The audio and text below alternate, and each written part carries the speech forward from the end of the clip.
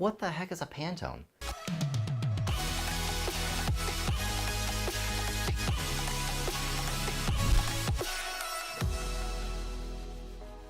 Hey everybody, welcome back to Run and Gun, and if you're new to the channel, I'm JT, and in this episode we're going to be talking about the Pantone Challenge. You've probably seen photos up on Instagram or Twitter, and they have these goofy little squares up in the corner with a bunch of different colors, and people hashtag it Pantone Challenge. So we're going to talk a little bit about what the Pantone Challenge is, what a Pantone is, and how you can participate. So let's get into it. All right, so let's talk a little bit about Pantone. What is Pantone? Well, when people are talking about Pantone, they're usually talking about colors in Photoshop, Illustrator, InDesign. Well, Pantone is actually a company that deals with ink and printing.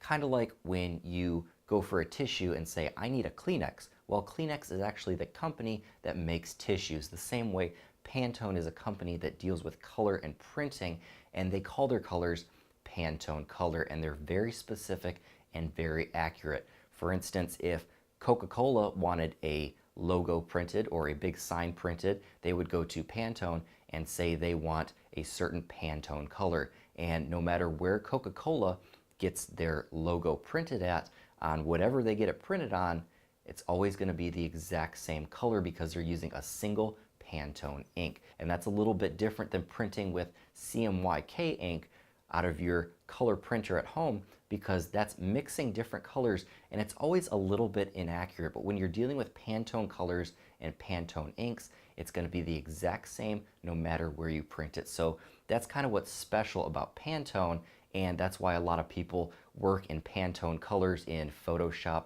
InDesign, and Illustrator when they're designing something for print. So the Pantone Challenge is kind of interesting. I can open up the Pantone app on my phone where I can see my images that I've taken, and I can go through here and I can play with different selections and actually select color swatches out of my image and make a color palette with that. And then I can even go further and open up the individual Pantone color code with my phone. This one in particular is 2454C, and then I can use the app again to send this color swatch to Photoshop to make a design with it. Maybe I like this color palette and I want to make a website with it, or I want to design a business card with it, and I will have that exact accurate color if I were to print that card or make that website design with that certain color, and I wanted it all to match perfectly.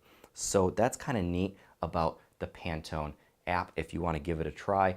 And let's say you make a really cool color swatch and you want to share it with everybody with the hashtag Pantone Challenge. You can actually save your color swatch right on top of your image and share that on Twitter or Instagram or Facebook or whatever social media you want to share it on. So that's what's kind of neat about the Pantone app, and that's the basics behind the Pantone Challenge. So now you're just a little bit smarter than everyone else out there sharing their Pantone Challenge photos. So if you learned something from this video, make sure you guys share it with your friends so they understand Pantone as well. And make sure you share your Pantone Challenge images with me on Instagram and Twitter so I can retweet you guys and see what kind of cool images you're coming up with. So that's all for this video. Make sure you guys smash that like button, hit the subscribe button so you're seeing all of my new videos as they come out when I share different photography tips, tricks, and hacks. So that's all, you guys. I will see you next weekend, and until next time, get out and go shoot.